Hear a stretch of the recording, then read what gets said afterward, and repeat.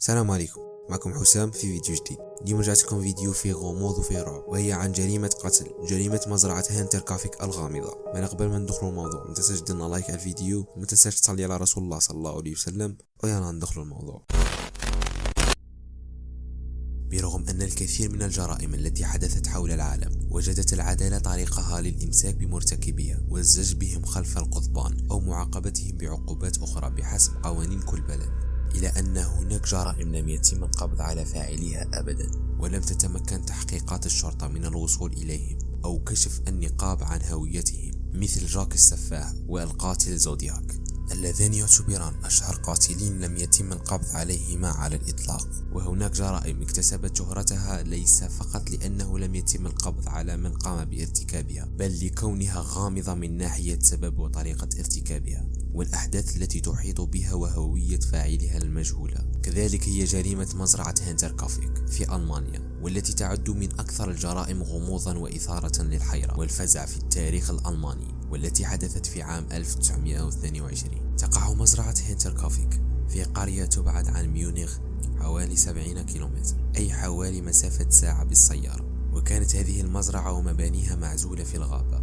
حيث تبعد مسافة كيلومتر عن القرية. وتعود ملكية هذه المزرعة إلى عائلة جروبر، التي تشمل الأب أندرياس وزوجته سيسيليا وابنته الأرملة فيكتوريا وحفيديه سيسيليا 7 سنوات وجوزيف سانتان. كانت عائلة جروبر غنية جدا وأفرادها منعزلين، ولا يحضر أحد منهم الشعائر الدينية باستثناء الابنة فيكتوريا التي كانت تحضر للكنيسة باستمرار وتغني في الجوق الخاصة بها. وكان الآخرون يشعرون بأنها لطيفة المعشر، وكأي مجتمع في العالم، حيث لا يتوقف الناس عن تداول حياة الآخرين وأمورهم الخاصة بما فيه من حقائق وأكاذيب. فإن جيران عائلة جروبر كانوا يقولون إن الأب أندرياس لم يكن ودودا تجاه الآخرين، وكان شخصا وحيدا، حيث لم يكن له أصدقاء من أهل القرية. وقيل عنه أنه كان ساديا يقوم بضرب زوجته بشكل مستمر، وكان قاسيا جدا في معاملة أبنائه الذين لم يبقى منهم على قيد الحياة إلا ابنته فيكتوريا. لكن أقاويل الجيران لم تتوقف عند هذا الحد، فقد كانت هناك شكوك تدور حول أبوته لحفيده جوزيف ابن ابنته فيكتوريا، وبأنه على علاقة محرمة معه، وكان يرفض أن تتزوج بأي رجل آخر لأنه كان يعشقها وأراد أن يبقيها تحت سيطرته.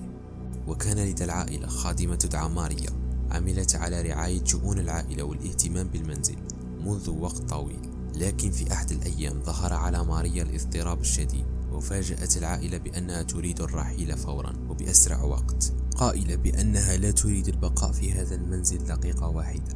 وعندما سألوها عن السبب أخبرتهم بأنها أصبحت منذ مدة تسمع أصوات غريبة أحيانا داخل المنزل، وأحيانا أخرى تأتي من خارج المنزل.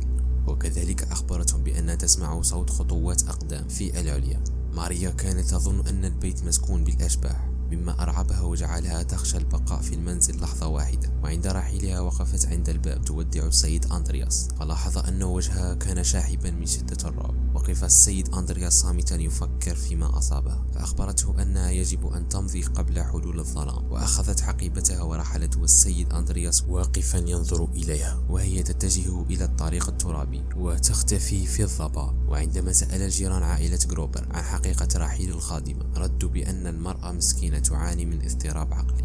وفي أحد الليالي أواسط شهر مارس من عام 1922، بعد رحيل الخادمة ب6 أشهر، هبت عاصفة ثلجية شديدة. وبعد أن هدأت العاصفة خرج أندرياس لتفقد ممتلكاته ليرى إن كان حصل لها أي أضرار، لكنه لاحظ أن هناك آثار أقدام حديثة انطبعت بعمق على الثلج، فقام بتتبعها ليجد أنها تتجه إلى منزله من الجهة الخلفية وتتوقف فجأة على بعد أمتار من المنزل. أندرياس حاول معرفة من أين أتت الأقدام، فقام بتتبعها إلى أن وصل إلى داخل الغابة التي تحيط بمزرعته، حيث تتوقف هناك، وكأن هناك أحد ما كان واقفا يراقب المنزل. فشعر برعشة رعب تسري في جسده، وعاد مسرعا إلى منزله ليتفقد ممتلكاته، خشية من أن يكون هناك متطفل يختبئ فيها. بحث في أرجاء المنزل وفي الحظيرة وكذلك سقيفة الأدوات، لكنه لم يجد أي أحد أو أي آثار أقدام حول ممتلكاته، وكأن صاحب هذه الآثار اختفى أو تبخر. بالطبع احتار أندرياس وظل يفكر في هذه الآثار، وتذكر كلام الخادمة عن الأشياء الغريبة التي قالت أنها تحدث في منزله وأنه مسكون بالأشباح، لكنه طرد هذه الأفكار من رأسه وانتظر قليلا، ولما لم يحدث شيء ذهب للنوم.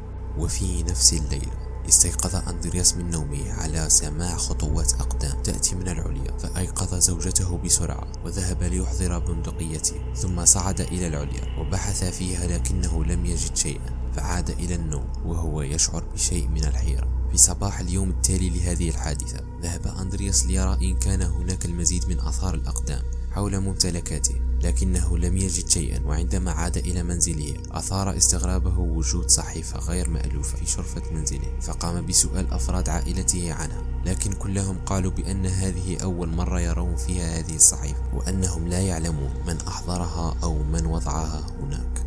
في 30 من مارس، أي بعد عدة أيام من حادثة آثار الأقدام، كان أندرياس يتحدث مع أحد جيرانه ويسأله إن كان قد رأى أو سمع أي شيء غريب، فأخبره الجار بأنه لم يلاحظ أي شيء من ذلك وأن الأمور تسير بشكل طبيعي. وعندما عاد إلى المنزل ذهب يبحث عن مفاتيح منزله في درج المكتب، لكنه وجد أن مفاتيح المنزل قد اختفت.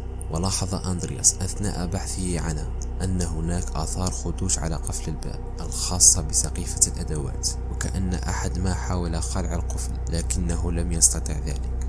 وفي اليوم التالي لهذه الأحداث الغريبة حضرت الخادمة الجديدة والتي كانت تدعى ماريا بومغارتنر، وذلك بعد مضي 6 أشهر على رحيل الخادمة السابقة، وسوف يكون أول يوم لها في العمل وآخر يوم لها في الحياة.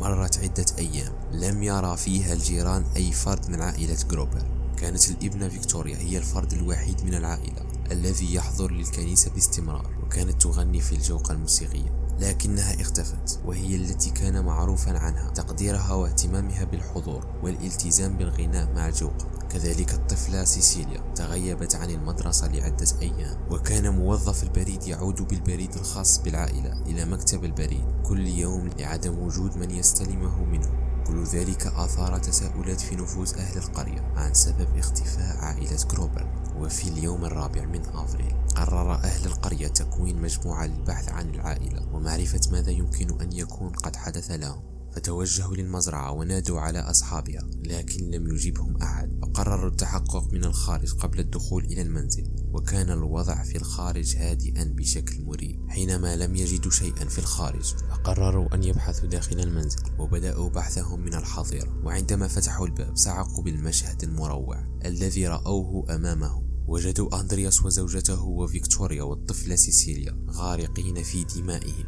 وجثثهم مرمية إحداها فوق الأخرى. لم يكن الطفل جوزيف أو الخادمة الجديدة من ضمن الضحايا، فذهبوا للبحث عنهم والتأكد من سلامتهم، فتوجهوا إلى داخل المنزل وصعدوا للطابق العلوي حيث غرف النوم، فوجدوا جوزيف مقتولا في سريره الذي في غرفة أمه، وكذلك وجدوا الخادمة مقتولة في غرفتها، وكلاهما كان نائما حينما تم قتلهما.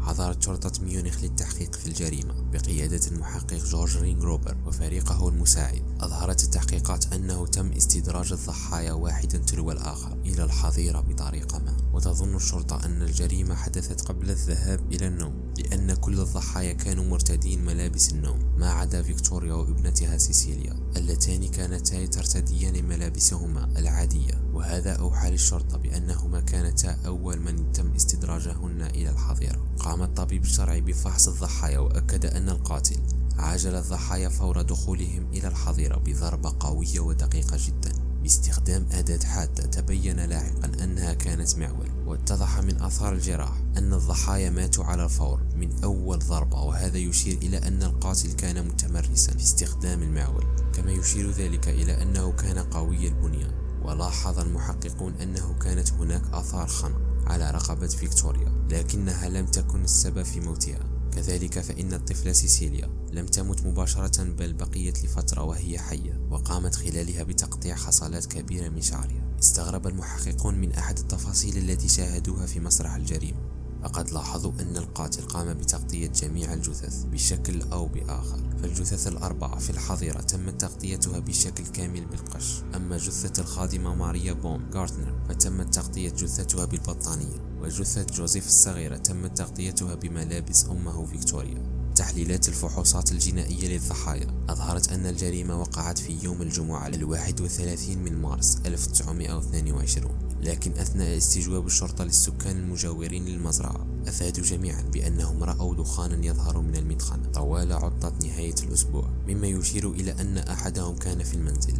كما وجدت الشرطة بقايا وجبة طعام تم تناولها حديثا، وبدا واضحا بأن الشخص ما كان ينام على أحد الأسرة قبل وقت قصير من اكتشاف الجثث في الحظيرة، وكأن القاتل كان يعتبر نفسه في منزله. لاحظت الشرطة أيضا أن جميع المواشي كانت بصحة جيدة، وأنه تم إطعامها مؤخرا والاهتمام بها حتى وقت اكتشاف الجريمة، بالرغم من مرور أسبوع على وفاة أصحاب المزرعة. ووجدوا كذلك أن كلب المزرعة تم تقييده، وعلى الرغم من أنه كان مرعوبا جدا إلا أنه لم يتم إيذاؤه. كل هذه التفاصيل زادت من حيرة الشرطة، فمن قد يفعل ذلك ولماذا؟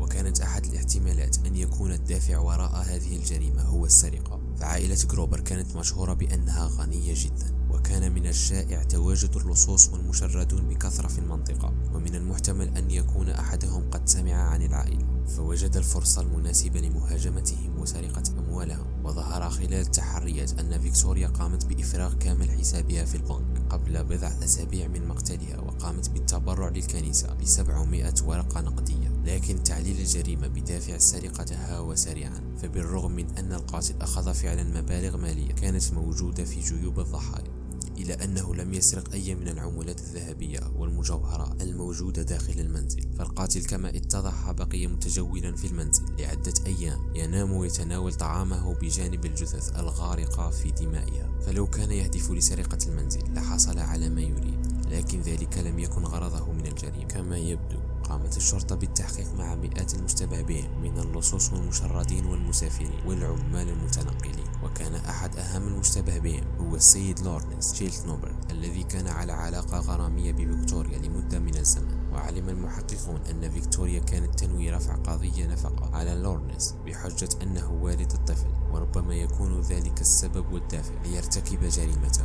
وعندما سألته الشرطة عن هذه الحقائق قال أن جوزيف ليس ابنه بل ابن فيكتوريا من والدها إندرياس، فالجميع يعلم ذلك. وضعت الشرطة احتمال آخر، وهو أن تكون هذه الجريمة عاطفية ارتكبها لورنس بسبب معرفته بالعلاقة بين فيكتوريا وأبيها. ومن الأسباب التي جعلت الشرطة تشك في لورنس هي أقوال الشهود عنه. فلورنس كان أحد الأعضاء الذين شاركوا في البحث عن عائلة غروبر، ولما رآه كلب العائلة الذي كان مقيدا جن جنونه وبدأ بالنباح بانفعال حاد. وقال أحد الشهود بأن لورنس لم يظهر أي ردة فعل عند رؤيته للجريمة، وقام برفع الجثث التي كانت مكومة فوق بعضها بدون أن يتأثر من المنظر ومن دون أن ينتظر الشرطة لتقوم بذلك. وكان تبريره للشرطة عندما سألته عن هذا الأمر بأنه كان يبحث عن ابنه جوزيف. كذلك قال الشهود بأنه أثناء البحث عن جثة جوزيف والخادمة كان لورنس يسير في المنزل وهو مدرك تماما لطريقه، مما يوحي بأنه كان يعرف المنزل جيدا. ولكن برغم ذلك لم تستطع الشرطة أن تجد دليلا حقيقيا يربطه بالجريمة، فقامت بإطلاق سراحه كغيره من مئات المشتبه بهم الذين لم تستطع إثبات الجريمة على أي منهم. كان أحد الاحتمالات هو أن يكون القاتل هو زوج فيكتوريا السابق كارل غابرييل، الذي قيل أنه قتل أثناء كمين في الحرب العالمية الأولى، لكن لم يرى أحد جثته وليس هناك دليل على أنه مات. وربما يكون جوزيف موته ليتخلص من فيكتوريا، فقد يكون أراد العودة إليها، وعندما اكتشف علاقتها بوالدها وبلورنس قرر الانتقام منها ومن عائلتها. وفي النهاية وبالرغم من التحقيقات المكثفة لم تجد الشرطة أي أدلة تربط أي شخص بالجريمة. ولإجراء لمزيد من التحليل الجنائي قامت الشرطة بإرسال رؤوس جميع الضحايا إلى مختبراتها في ميونخ، ولم تتم إعادتها لدفنها مع جثث أصحابها، وتم فقدانها إلى الأبد خلال الحرب العالمية الثانية.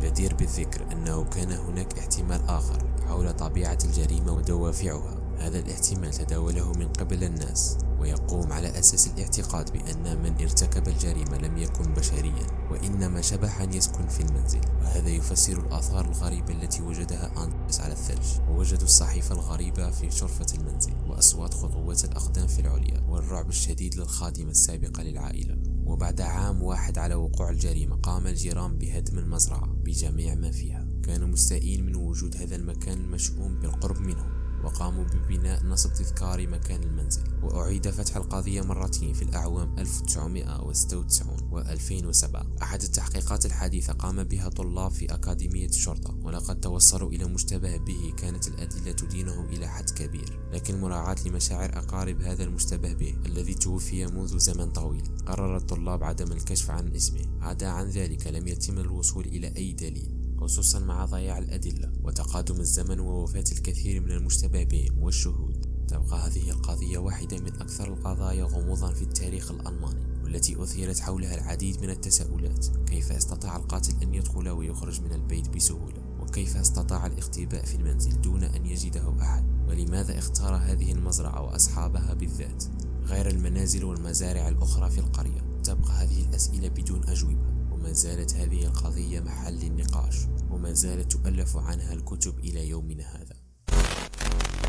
ولهنا يكون وصلنا لنهاية الفيديو. متنساش تدينا رايك في التعليقات وتقولنا هل عجبتك القصة هذه ولا لا، وإذا نزيد قصص مثل هذه أو لا. ومتنساش تدينا اشتراك في القناة وتبارطاجي الفيديو مع أصحابك، ونتلقاو في فيديو جديد إن شاء الله. سلام.